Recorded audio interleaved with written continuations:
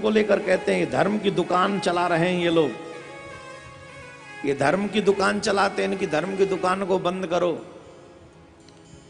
हाँ हाँ, ये बात सतयुग में, ये बात सतयुग में भैया धीरे, ये बात सतयुग में हिरण्यकश्यप ने भी कही थी, धर्म की दुकान बंद करो। त्रेता में रावण ने भी कही थी, धर्म की दुकान बंद करो। द्वापर युग में बहुतों ने कही थी, चाहे वो कंस हो, चाहे वो जरासंध हो, चाहे वो शिशुपाल हो, चाहे वो दंतवक्र हो, ऐसे बहुत लोग थे जिन्होंने कही थी इस धर्म की दुकान को बंद करो। तो आप जैसे लोग भी अगर आजकल ऐसे कहें, पहली बात तो जिसने अपनी हिंदू माँ का दूध पिया है वो इन शब्दों का इस्तेमाल करेगा ही नहीं। विधर्मी लोग हिंदुओं के नाम की आईडी बना बना कर ऐसा लिखते होंगे, और तथाकथित कोई एक आध ऐसा होगा भी तो उन्होंने न तो हिंदू माँ का दूध पिया होगा और ना ही अपने माँ बापों से संस्कार लिया होगा। अरे तुम धर्म की दुकान बंद करना चाहते हो, इससे पहले चाइना की दुकान बंद करो, उससे पहले पाकिस्तान की दुकान बंद करो, उससे पहले मुंबई में बॉलीवुड एक पाकिस्तान जो बस रहा है उसकी दुकान बंद करो।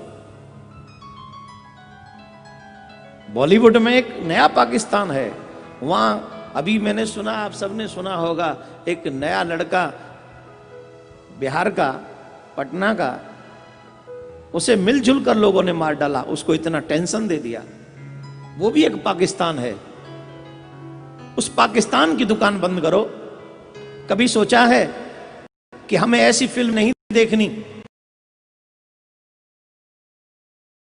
जिनसे हमारा चरित्र खराब होता है? हमें वो बॉलीवुड की दुकान बंद करनी है, हमें वो मदिरा की दुकान बंद करनी है जहां से हमारे बच्चे बर्बाद हो रहे हैं। कभी उन दुकानों के बारे में लिखा है?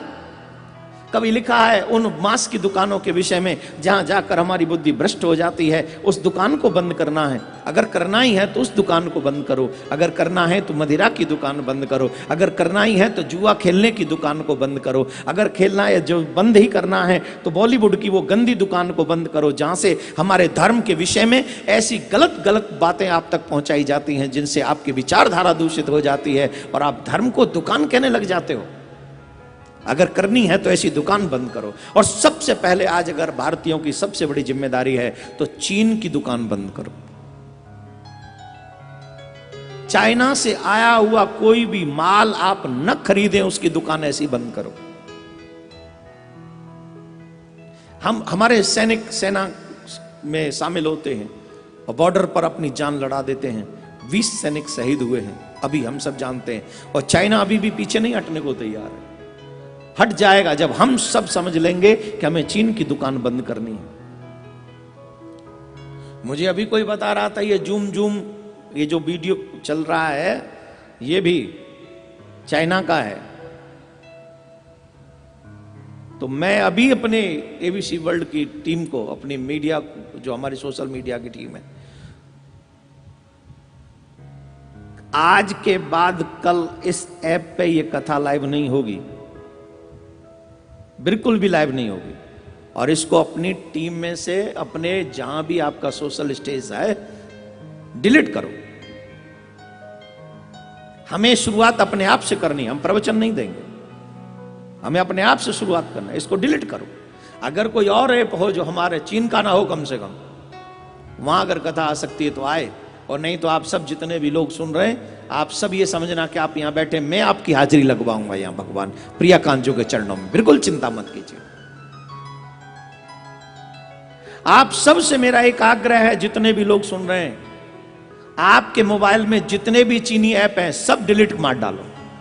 एक बार तो धरती मां का कर्ज चुकाओ, सच्चे भारतीय बनो। कोई भी सामान खरीदो, सामान खरीदने से पहले पूछ लो कि मेड इन चाइना तो नहीं है।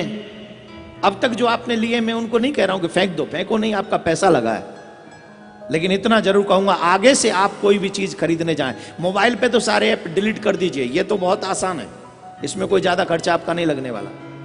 लेकिन चीन, कोई भी सामान आप बाजार में से लेने जाएं, आपकी एक जिद होनी चाहिए, सबसे पहले पूछ लो मेड इन चाइना तो नहीं? बोले नहीं है, बोले तो दे दे। मेड इन चाइना है तो नहीं चाहिए।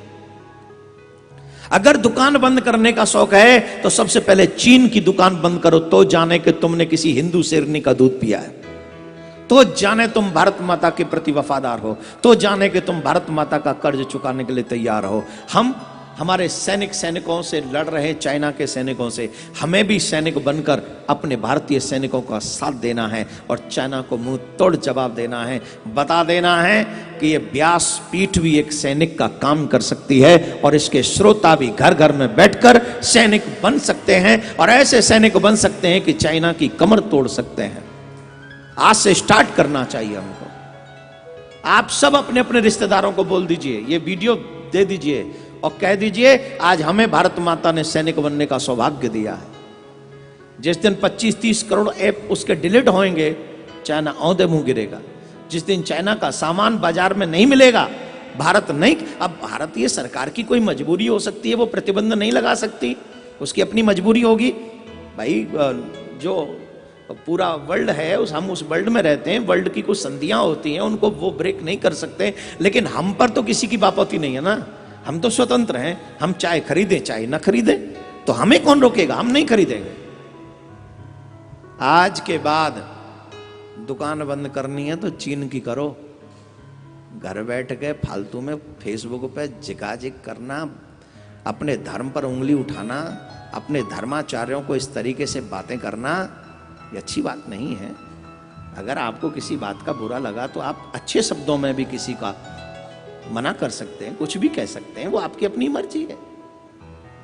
अब मेरी बात से सहमत होंगे, कई लोग नहीं होंगे, नहीं होंगे तो आप मुझे लिख दीजिए ना कुछ अच्छा सा कि आपकी बात हमें पसंद नहीं आई। जरूरी है कि माँ बहन पे ही पहुंचेंगे, जरूरी है कि माँ बाप पे ही पहुंचेंगे, जरूरी है कि सबको गालियां ही देंगे? अगर ऐसे हैं तो एक बात तो पक्की है कि आप सच्चे हिंदू नहीं। हिंदू संस्कृति में अपने आचार्यों को हम लोग बहुत सम्मान देते हैं। तो आप सबसे मेरा एक ही आग्रह, सच्चे हिंदुओं से, नकलियों से नहीं। चीन की दुकान बंद करो, फिर पाकिस्तान की दुकान बंद करो, फिर बॉलीवुड में जो पाकिस्तान बैठा उसकी दुकान बंद करो। जिस दिन बॉलीवुड में बैठे हुए पाकिस्तान की दुकान बंद हो गई, मैं गारंटी से कहता हूं आप धर्म को कभी दुकान नहीं कह पाओगे। ये भी उन्हीं की देन है कि आप उल्टा सीधा अपने धर्म के बारे में बोलते हो। अरे मेरा धर्म तो इतना प्यारा है कि तुझ जानवर को इंसान बनाया मेरे धर्म ने। अगर मेरा धर्म नहीं होता तो पूरे विश्व में मानव आदि मानव ही बना रहता, वो पूर्ण मानव नहीं बन पाता। हमारे धर्म ने ही हमको सिखाया है कि हमको क्या करना चाहिए और क्या नहीं करना चाहिए।